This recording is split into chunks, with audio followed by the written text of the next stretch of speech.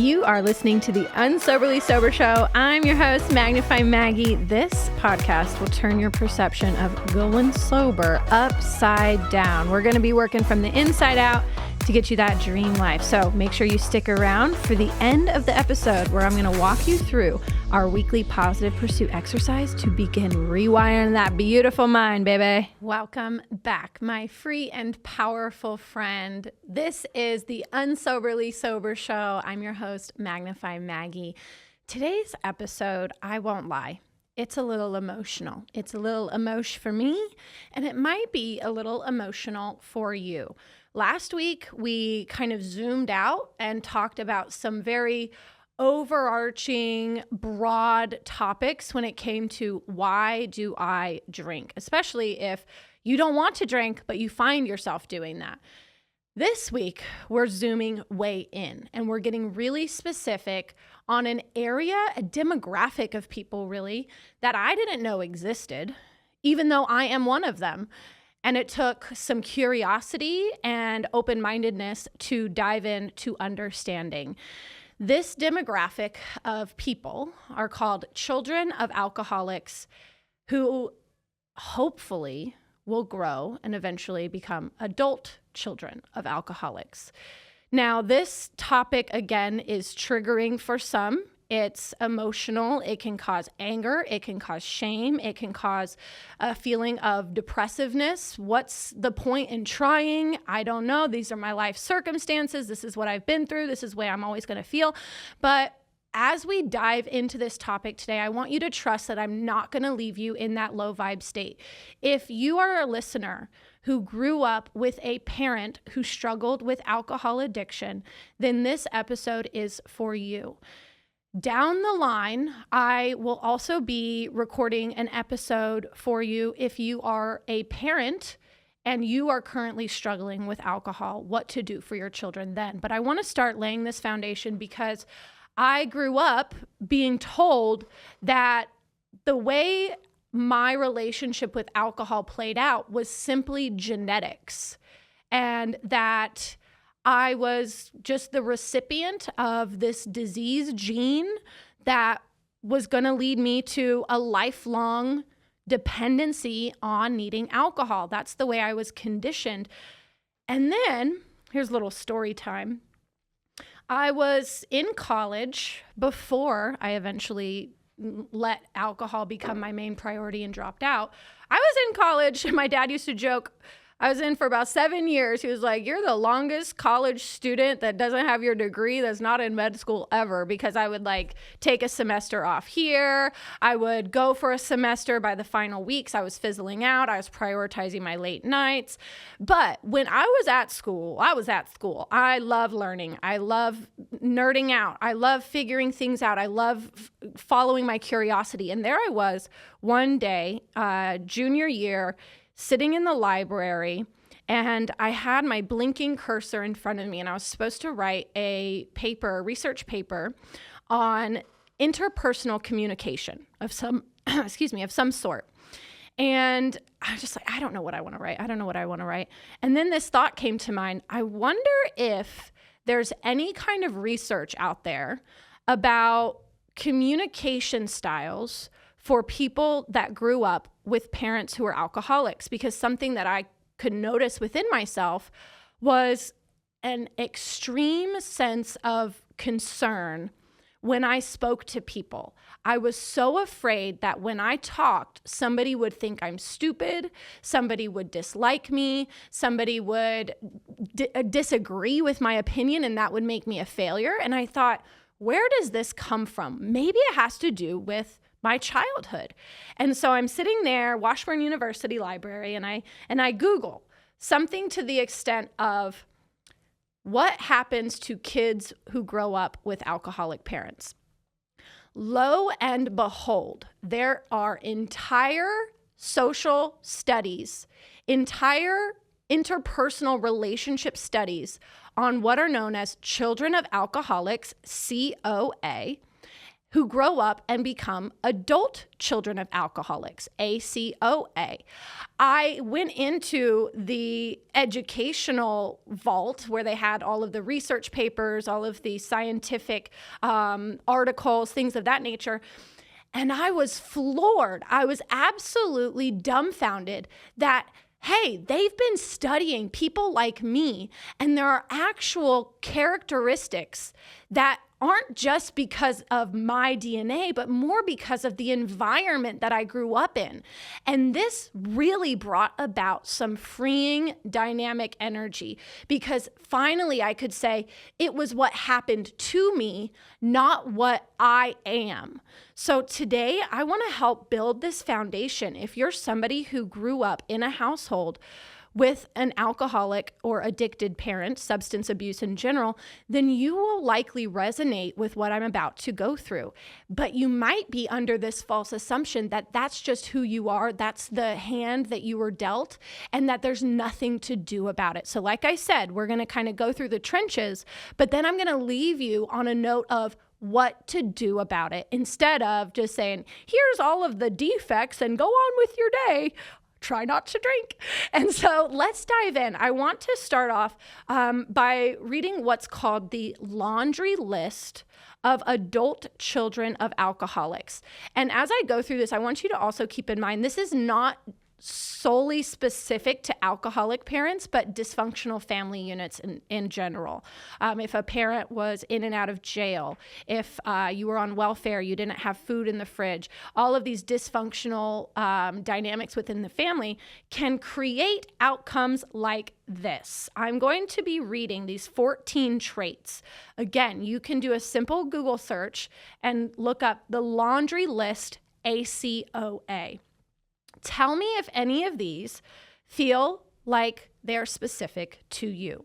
Number 1, we become isolated and afraid of people and authority figures. How many times in my life did I withdraw and isolate out of fear of what people and authority might think or do to me? Where was that shaped? Well, as a kid, I had to isolate. That was one of my coping mechanisms. I had to go to my room if my mom was scary drunk, if there was a lot of commotion in the house, if there was chaos, I would isolate. That became a coping mechanism. But as an adult, it does not help you survive anymore. So we have to learn to reframe that.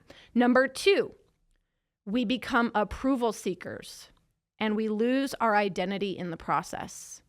Last episode, I talked a lot about how we will be looking for validation from others. We will place more importance on other people's opinions of us over our own. That's because we see their approval as a drug. We're almost addicted to getting approval because we don't give ourselves approval. We were never taught or conditioned.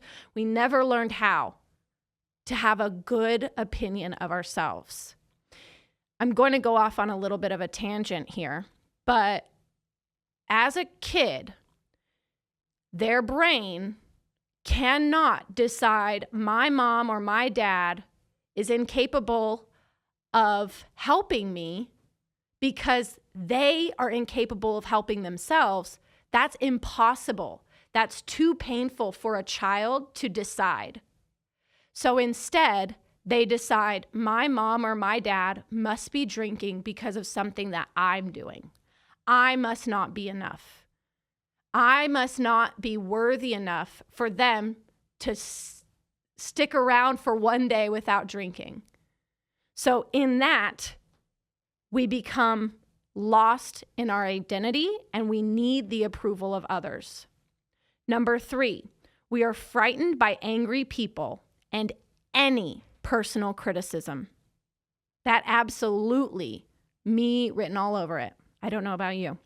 Number 4, this is where I used to really get hung up on. We either become alcoholics, marry them, or both. Or we find another compulsive personality trait, such as a workaholic, to fulfill our sick abandonment needs. Now, I don't really love how this is even verbalized here in this sentence, but it is a statistic. It's a common statistic that children of alcoholics either grow up and marry an alcoholic or they become one. Now, the disease model really trains us to believe that the genetics are the reason we become one. But in this list, we can really see it's not because of genetics, it's because of our environmental conditioning. We see alcoholism, even if we don't like it as a child, that's the only thing within our awareness that we see as an adult. So we're drawn to other people that drink. Now, not every single person grows up to marry one or become one, but they might become a workaholic. They might become addicted to success. They might become a perfectionist. So some other coping mechanism, compulsive personality trait that helps fulfill that abandonment need. Number 5, we live life from the viewpoint of victims, and we are attracted by that weakness in our love and friendship relationships. I know that I almost found satisfaction in being the victim and figuring out how I could victimize myself and live in victimhood. And in that, I found friendships that they would coddle me when I perceived a state of victimhood, and they would perpetuate it by then talking about how much of a victim they are in their life. And honestly, it felt good because we could go back and forth and we were there for each other. Misery loves company, right? But in that, we oftentimes get consumed in the perspective that life is against us because now we feel that, but also the people around us feel that. So we think in our reality, this must be how it is for everybody. This must just be life. But it's simply a perspective. Number 6, we have an overdeveloped sense of responsibility, and it's easier for us to be concerned with others rather than ourselves. This enables us not to look too closely at our own faults. Now, you might think, I know all my faults. I think about them all the time. I have all these self-limiting beliefs. But to be fair, you might only be identifying the pieces of your self-image that allow you to be a victim. You might not be giving any energy to the quote unquote faults that actually expand your awareness as to why you might be acting that way. You form a sense of avoidance or ignoring the issue and putting something else in front of that so that you can say, this is why I am this way, instead of tackling the root cause. So going back to the beginning of this one though, we have an overdeveloped sense of responsibility. As kids, I know from personal experience, I felt responsible for my mother. There's a process called parentification, where a child starts to become the parent for their dysfunctional parent, whether that be substance abuse or what have you. I felt so responsible for her, and I know even more so for Eric, my older brother. We felt like little parents. We had to take care of her. We had to tuck her in. I want you to imagine, I just got chills thinking about this. I'm gonna try not to cry. I want you to imagine how it would feel for a 7-year-old that you know to leave the house for school, hoping that her mom doesn't fall down the stairs, hoping that she doesn't hurt herself, hoping that she doesn't make a permanent decision with alcohol or a weapon or something in the house. And I'm kind of alluding to more permanent things there, but imagine the fear and the sense of responsibility when a kid should be going to school to have fun and be a kid and learn. And in the back of their mind, they're worried that their parent might hurt themselves. Or when they get off the school bus, what are they going to find when they walk in? Is their mom or dad going to be okay? Are they going to be angry? Whatever that outcome is, the child will feel responsible again because it's too painful to decide my parent must be incapable and unsuitable. They're loving you the best they can, but they're hurt as well. They're going through their own trauma as well. They are just big kids. So it's impossible to decide, this is not me as a kid. This is not my fault. In fact, it's my parent going through their own hard time. Instead, what the conclusion will be, they will land on is, this must be my fault. They must be drinking because of me. That's the way our psychology will work, our inner psyche. So we have an overdeveloped sense of responsibility as we get older. So it's easier for us to be concerned with others. Again, we'll try to chameleon ourselves. We'll put our priorities on the back burner. So now our life is in shambles. Our life is messy and stressful and chaotic. And then we want to drink, right? Number 7, we get guilt feelings when we stand up for ourselves instead of giving in to others. Whoo!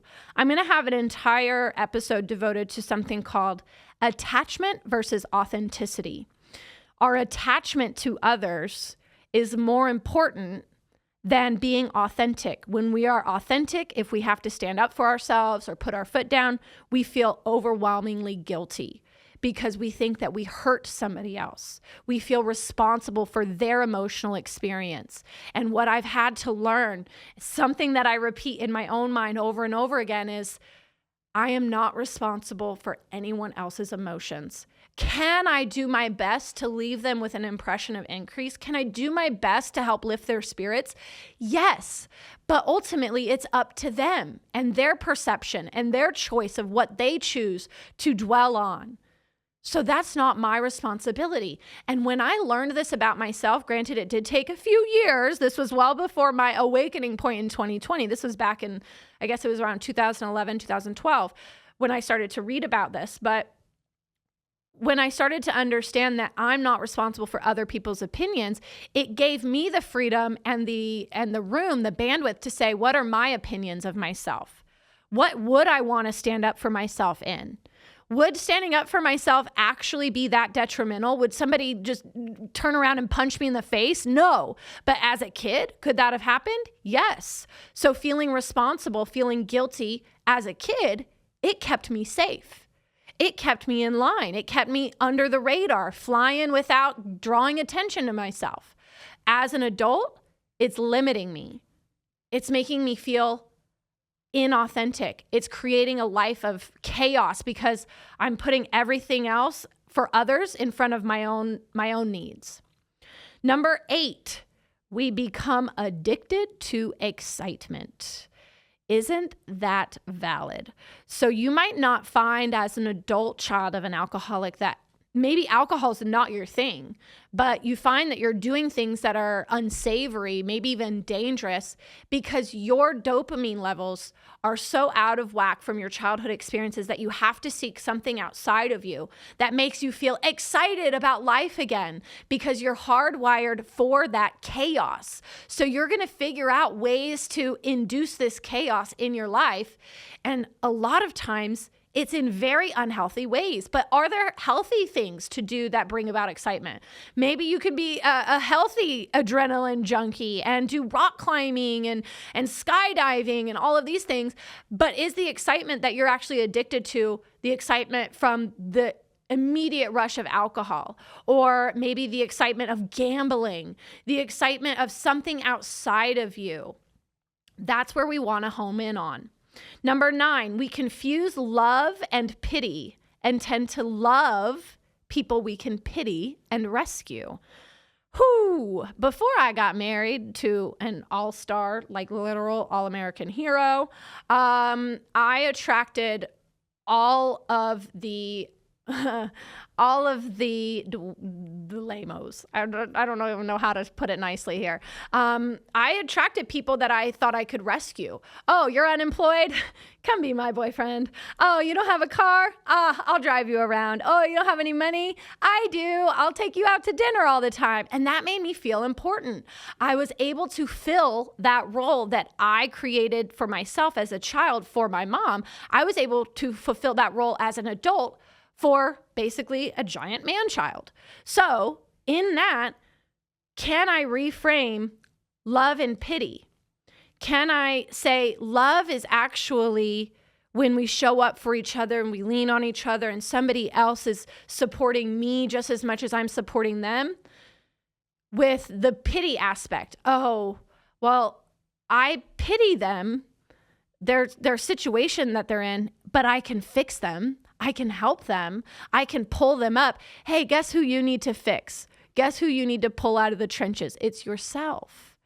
And it's when you do that work to fix yourself that you start to attract real love and healthy dynamics and a partnership versus one being the parent or the caretaker and the other person being the enabled, the person that is getting rescued. Number 10, we have stuffed our feelings from our traumatic childhood, and we've lost the ability to feel or express our feelings because it hurts so much.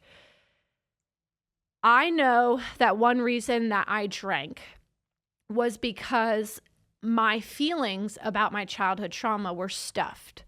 Half of my family, we didn't talk about it. My mom's side, we did not talk. After my brother passed away, pictures came down. If my mom was stammering drunk around the house, we didn't talk about it. We didn't acknowledge it. There was this giant elephant in the room. When I was with my dad or his mom, my grandma Marilyn, I was able to learn how to express my feelings. I was able to learn what it felt like to have a safe space to be held as a child and say, this makes me sad, this scares me, I'm afraid of this. But in the other environment, which I was in 3/4 of my childhood, we didn't talk about things. So I literally never learned how to talk about my feelings. It was all suppressed within me. And so when I started to drink, and especially as it got more and more dangerous, what people would tell me that I said, because I didn't really remember saying these things, but what people would tell me I was saying was, I'm finally able to feel. I can feel. I'm just feeling the feelings.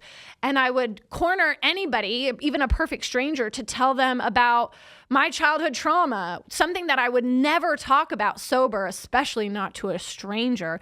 But when I had that liquid courage, then I had the confidence to be like, let me unload all my BS on you, poor stranger. But isn't that so true that if we don't learn how to talk, we will find something that helps us talk?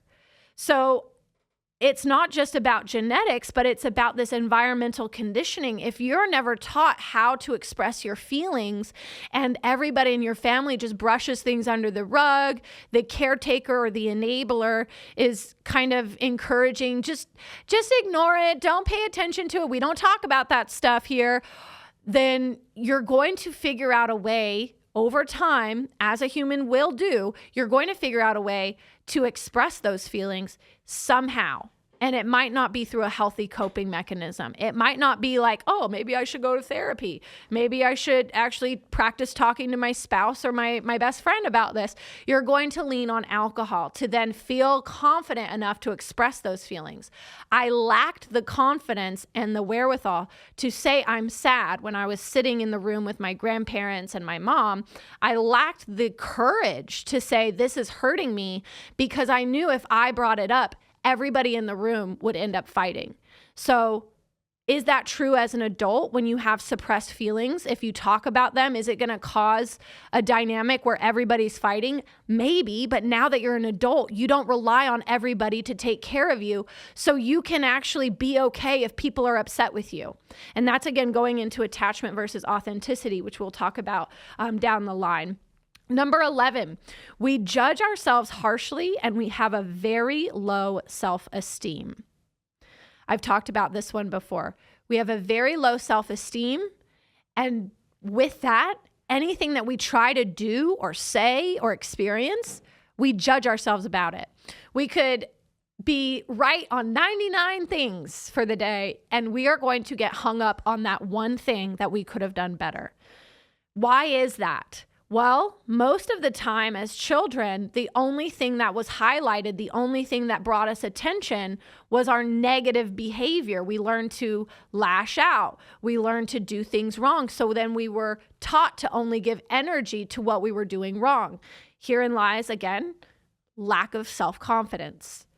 If we don't have a positive environment, we're being praised, we're being taught how to think for ourselves, taught how to create our own beliefs, then we are going to judge ourselves harshly and we're not going to know who we are, thus leaving us with a low self-esteem. Number 12, we are dependent personalities who are terrified of abandonment and will do anything to hold on to a relationship in order not to experience painful abandonment feelings, which we receive from living with a sick person who never really was there emotionally for us. So dependent personalities, a lot of times, this is going to trigger us to think I'm dependent on another person, but all in all, person or thing, you are going to have a dependent personality. Now, I don't want to encourage or iterate some type of, I have an addictive personality mantra or belief, but having the awareness that, hey, at it on its own, if I'm not harnessing, if I'm not in control, if I'm not the one driving the bus, then my personality will always be geared toward depending on something outside of me. So can I become aware when I start to think I need this thing to do X, Y, and Z? When you start to become aware of that, that's how you start to remedy it. It's not about just going through life saying, I'm a child of an alcoholic, so I've got a dependent personality, I've got an addictive personality. It's about saying, okay, I recognize this. So then when that coping mechanism pipes in, then I'm going to say, this isn't me, but this is the conditioning. And I can recondition this with reps, with time, with focus, with persistence. So number 12 is really important. And that's, again, not just people, but things. Number 13, this is where I don't love this quote again, or this semantic version, but let's talk about it. Alcoholism is a family disease, and we become para-alcoholics and took on the characteristics of that disease, even though we did not pick up the drink. When they phrase disease here, again, I don't like that. I don't believe in that. But what I do see is that alcoholism affects the family unit as a whole. It's not just affecting the one person that's drinking. So with it, the people in the family system are going to be dragged down into the same level, the same mindset as the alcoholic. Lack of confidence, lack of self-esteem, wanting other people to love us more than we can love ourselves, looking to other people for approval. All of these across the board, it's not the genetics, but it's the environment. Carl Miniger of Topeka, Kansas, actually, said that environment trumps heredity every single time. So in that, it's not a disease as in you got the gene, so no matter what you do, you're going to be an alcoholic, but rather it was an environment. So your beliefs were conditioned in a way that could lend way to you leaning on alcohol as an adult. Even if you don't pick up a drink, it could lead to using something as a coping mechanism as an adult. Food, shopping, gambling, workaholism, pornography, whatever that is, you use something outside of you to handle the dark inner world that was created a long, long time ago. And it was created out of a need to survive. It was created as an adaptation then to help you get to adulthood. But now as an adult, it's holding you back. So what to do about it? You don't just let it be. We can work these things out, right? That's why we're here. And then number 14, the last one for the laundry list, para-alcoholics are reactors rather than actors. So para-alcoholic, again, semantics, not a big fan, but basically what they're saying is that the members of the household who are affected by the dependent, the addict, are reactors rather than actors. I see this so much in myself and the people that I help. When I start to dig into their day-to-day life, I see that they fear creating things. They fear starting something. They fear going after something new because they are habitual reactors versus actors. People who are successful in this life are not afraid to act and to create. If they see a need in their life, oh, I think this would help me feel happy. I think this, I really want to, start a book. I was talking with a member of one of my programs. She wants to start a singing group. And she's like, I don't know why. This is a theme in my life. I see what I want. But then when I realize that I have to create it, I kind of let go of that desire because that's too much work. But that is just a perception. As a child, it probably would have brought on a lot of negative attention if you were to go to your dependent mom or father and say, I want to go on this field trip that costs money, or I want to create this group with my friends, or I want to act on this desire. I want to try out for this team. I want to do this. I want to do that. You were likely met with, that's stupid, that's silly, that's a waste of money, that's too much money. All of these reasons why you shouldn't act on your true desires. And so you were conditioned to believe that those were out of your reach, that they were too hard to do, when in fact it was just that was your parents' decision, not yours. And so as an adult, it's important to realize that you are a creative being. You are a magical fucking human being, and you can do whatever you want. You're this universe's highest form of creation. Creating is our gift. Anything that you see in this world, you look around, if you're watching, you see I'm holding up my hydro jug. Like, this didn't exist at one time. Somebody had to create this. Somebody had to create this microphone. Somebody had to create this studio. Somebody had to create podcasting. Somebody had to create the radio. All of these things in life, I'm talking kind of big scale right now, but small, go even smaller. The pen that you're using, the sport that you like to play, all of these at one time were just ideas that people had in their mind, and they acted on it. Think about when you've sat around and you've let one of your desires be swept under the rug. Did you feel good about that? Especially if then you saw down the line somebody else acted on the same idea. That stings. And then you're always like, man, I thought about doing that. I would have done it better. That would have been great if I did it. But it's like, well, then do it. But you've been conditioned to react instead of act. You've been conditioned to wait until the last moment that you would possibly need to act on something, and then it's acting out of panic or worry or self-doubt, instead of being proactive and saying, oh, I see this problem. Here's the solution. Let me create it for myself. Let me create fun. Let me create an experience on a Friday night instead of waiting around for an invitation. We've talked about that.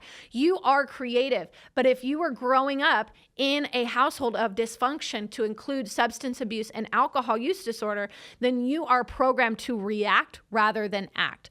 So what is it that you want to act on that you haven't as an adult? What is it that you've been reacting towards that you can get ahead of on in the future? Really think about that. And as I close out these 4 character traits, the laundry list, the 14 traits of adult children of alcoholics, I want to switch gears just a little bit into the roles of the alcoholic. So those are the outcomes, but as a child, these are it's kind of easier to see which ones of those laundry list indicators are going to apply to you based off of your role that you played. Again, this applies to families of dysfunction as much as children of alcoholics. There are going to be these common roles. First of all, there's always the addict, the dysfunctional member. That's usually the parent, the mother or father who's struggling. Now, next is the enabler or the caretaker. This is usually the spouse, the partner, but it's not always the case. In my household, my mom and dad were divorced. My dad was deployed. He had no idea this stuff was going on. So guess who became the enabler? My middle brother, Eric. He was 7 when my mom started drinking, 14 when he passed away. From 7 to 14, he was the little parent in our house. My oldest brother, Jake, I'll get to his role, but he was old enough to drive. He did the right thing. He got out of the house as much as he could, so he wasn't engulfed in it. But Eric and I were. We were there. So there's the enabler. In my household, that was Eric. The enabler tries to reduce harm and danger, enables behaviors such as making excuses, doing things for the addict. The enabler denies the problem. The enabler tries to control things and hold the family together through deep denial and avoidance of problems. The enabler goes to extremes to ensure that the family secrets are kept and that the rest of the world views them as happy, well-functioning. It's actually very hard for me to read because Eric, my dad and I used to always talk. He had this beautiful facade. He learned how to put that happy face on for the rest of the world to see that he's happy, that our family is okay. There were times that I called the cops that after the cops arrived, he would deny everything. He would tell me, go to your room. You can't talk to the cops. I'm going to tell them everything's okay. And he would smooth things over so my mom wouldn't get in trouble, so that my mom wouldn't go to jail. My grandpa wouldn't find out. What a mess, right? Next up is the hero. The hero is an overachiever, a perfectionist, extremely responsible. This child looks like he or she has it all together, tries to bring esteem to the family through achieving an external validation, works hard, is very serious, wants to feel in control, puts a lot of pressure on themselves. They're highly stressed, often workaholics with type A personalities. Who do you think became the hero in my house? Me. I had the ability to, I guess, do well in school. So my life, and I'm thankful for this, but my coping mechanism, I mentioned, was isolation at one point. But what was I doing when I was isolating? I was going to my room and I was studying. It sounds really weird. I was studying for the spelling bee. I was studying for the elementary school knowledge bowl. I was studying for all of these different extracurricular intellectual things because I knew that I would get praise from my teachers. I wasn't getting praise at home, but I could get praise from my teachers. That was a drug. That felt so good to me. I was getting what I needed. And then it started to be when Eric and I would go to school. Oh, those are the Pilcher kids, my maiden name. Those are the Pilcher kids. They're good. Eric's an athlete. He's always funny. He's always so charming. Maggie, she's the straight A student. She's in the gifted program. She's all this and all that. And that felt good. But now as an adult, I put so much pressure on myself. That's something that I'm working on. I'm highly stressed. I'm 33 years old and I got to cover my gray hairs. I've had to do that since I was about 25. So I'm working on my stress, the pressure that I put on myself. Type A personality. I'll go home, I'll review this podcast, and I'll be able to see exactly where I stumbled. I'll say, that sucked. Don't do that again, Maggie. Hypercritical, harshly judgmental of myself. But now that I'm aware of that, I can say, that's not true. That's just part of the role that I filled and how I learned to live my life as an adult. Now that I see that, I can actually relieve that stress and say, I don't need to be perfect. Nobody's perfect, my dad used to say. So that was the hero. Next up is the scapegoat. The family scapegoat is blamed for all of the family problems. The scapegoat child acts out and temporarily distracts attention away from the problems of the addict. They are rejected by their parents and don't fit in. Now, sometimes the roles can kind of bleed together. Most of the time, I was balancing the hero and the scapegoat because I was the one that would call the cops if my mom was scary. I was the one that would call my grandpa if she was yelling too loud, if I couldn't sleep at night because everybody was fighting. I was the one that would oftentimes be blamed for the things that were happening. And so now I have this need to please others and have that affirmation and kind of navigate anti-rejection. There used to be no greater pain for me than rejection. Now I can handle rejection and say that wasn't meant to be. That's taken work. But if I can do it, you can do it. Next up, the mascot, also known as the clown. The mascot tries to reduce family stress through humor, goofing around, getting into trouble. Maybe immature, the class clown. Humor becomes a defense against feeling pain and fear. That was also Eric. He was the class clown. He was charming. He was charismatic. He was popular at school. He was the most popular kid in school. I was Eric's little sister. So he was the class clown. He also got into trouble, stuck scissors in a light socket in elementary school and turned off all of our power in the whole building. There were so many things that he got in trouble for, but it was his defense against feeling pain and fear. It was his way of reducing the family stress, trying to bring light and fun to the day. And obviously that just doesn't happen. The lost child is largely invisible in the family. He doesn't get or seek attention. They're quiet, isolated, and spends most of the time on solitary activities like books, internet, TV, may escape into a fantasy world, copes by flying under the radar. This again was me and also my oldest brother, Jake. My oldest brother, Jake, 9 years older than me.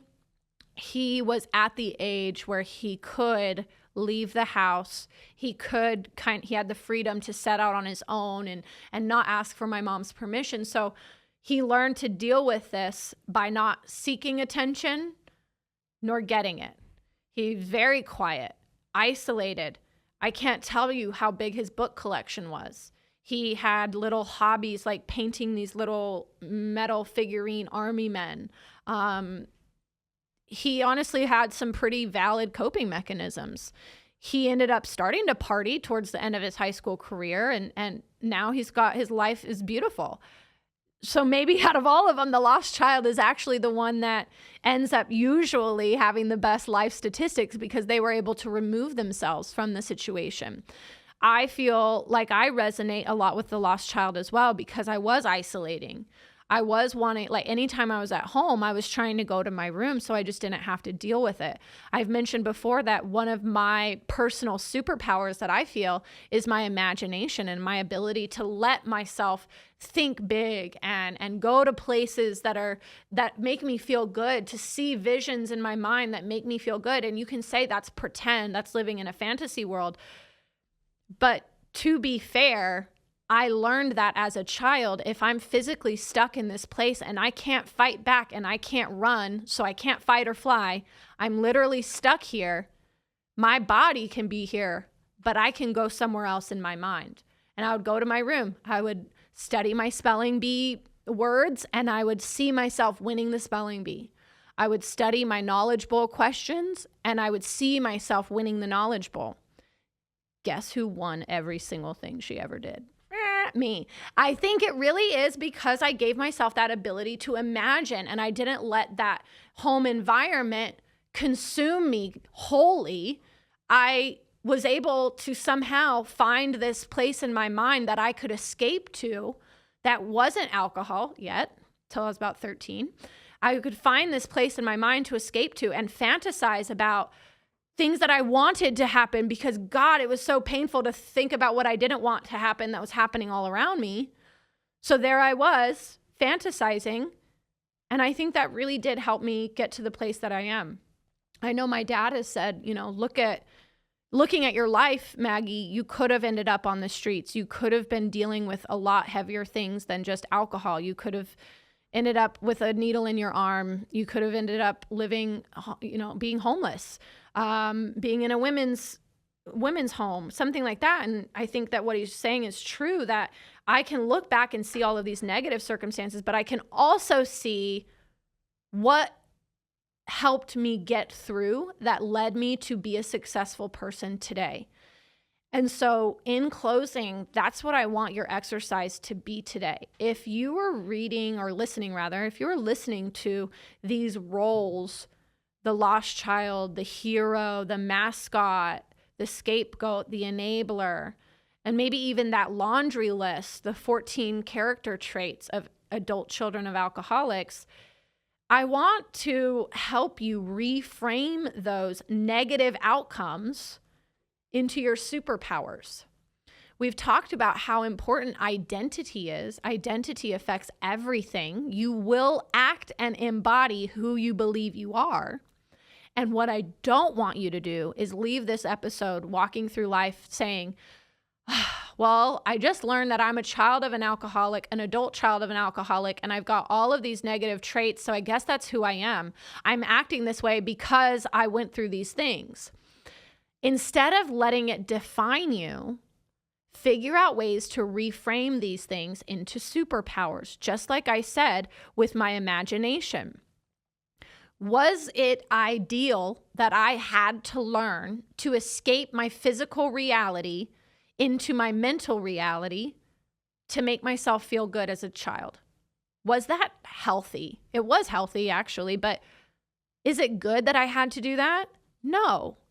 But now as an adult, isn't it a superpower that I can let my mind venture to the beautiful ideas that my heart truly desires, and I can believe it and I can see it?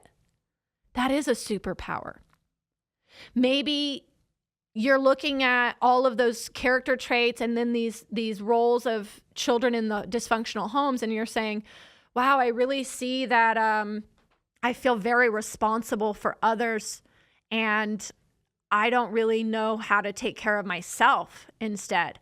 How can we turn that into a superpower? Well, you start to build this self-image of, man, I care so much. I'm so loving. Turn responsibility for others into love and affection and compassion for others. And you say, because I have that love and compassion for others, that's proof that I can build it for myself. And that's going to be my superpower. The fact that I can love and support and work my tail off to make other people happy, that's my superpower that I can use for me. I can work my own tail off, making me happy. I can start putting myself on the front burner. Maybe you see, here's one that I actually shared with my Magnify community this week. When it was, we confuse love and pity and tend to love people we can pity and rescue. Something that I kind of reframed that in my mind as is, I only saw the good in people. So even the people that I needed to rescue, I didn't consciously say, yeah, I'm attracted to them because I want to rescue them. I was attracted to them because I was looking at the good qualities in them. And then there was that unconscious pattern that, oh, it's running in the background. I must be able to help them too. That is a superpower. If you only see the good in somebody, that means that you can help them see the good in them. If you can only see the good in somebody and you want to help them, that means that you are useful in this world. We as humans are interdependent. We are built to find satisfaction off of helping other people, but we have to help ourselves first, right? So in seeing, oh, well, I only think good about people, I only see the good. Yeah, sometimes that meant that I was in Topeka, Kansas at 3 a.m. in a trap house with a bunch of drug dealers, but I only saw the best in them. I was just looking at the good qualities. So now as an adult who has my shit together, I can work with clients and I don't even give any energy to what the negative aspects of them that they believe are. I only see the good. So I'm able to help them pull that out of themselves. And I've been able to translate that as a superpower for myself. I say, well, I only see the good in other people. Now I only see the good in me. And there is equal and opposite. As good as some of my character traits are, is just as bad as other ones are. But when we start to practice only seeing the good, then we stop giving energy to the bad. So over time, I've been able to disregard these things that I see as weaknesses, as areas that I suck, as areas that I disappoint myself. I've been able to let those go and only give energy to the good aspects of me, which helps me grow into a more complete, more overall good person. So how can you train your brain to see these negative outcomes of being a COA or ACOA into being superpowers? Now, this is an activity, maybe a free write journal. Maybe this is bullets. You start to write out the ones that resonated with you and you submit them to me. Drop them in the YouTube comments, email me, chat me on Instagram, whatever the case. Start listing out those negative outcomes and then challenge your mind to explore, how can this be a superpower? How can my extra level of responsibility be a superpower? How can my sense of humor or my perfectionism be a superpower? How can my ability to go at it alone and isolate, how can that be a superpower while harnessing it to become one? Because if you just let these things run rampant, they are going to turn into negative coping mechanisms. But if you can harness it and frame it as a superpower, then you can get these qualities to work for you instead of against you. So I definitely want to hear your work. I am here for it. Email me, comment in YouTube, message me on Instagram, get the word out to me because I am here. And I know this subject is not an easy one to explore, but I promise I have more and more beautiful ways to look at this and to change your life in the future. If you are a child of an alcoholic, an adult child of an alcoholic, you're struggling with coping mechanisms, escaping with drinking, escaping childhood trauma, I want to help you. So please, please, please send me questions, send me your superpower list. And between now and the next time I talk with you, remember, think different to drink different or never again. It all goes down in the mind. Signing out, it's Magnify Maggie. It means the entire world to me that you have been here with me, letting me share my experiences and hopefully helping open your eyes to a bright, beautiful life ahead of you as well. So if you are loving this show, please, please, please subscribe, like, comment, and especially share this with somebody that might be in need. Please help get the word out. Word of mouth is so important. And I know that you're somebody special who can help me in this mission for thinking differently in order to drink differently or never again. Make sure you reach out if you have any questions you want discussed on the podcast. I'm here for it. So I'll talk to you soon. Signing out, Magnify Maggie.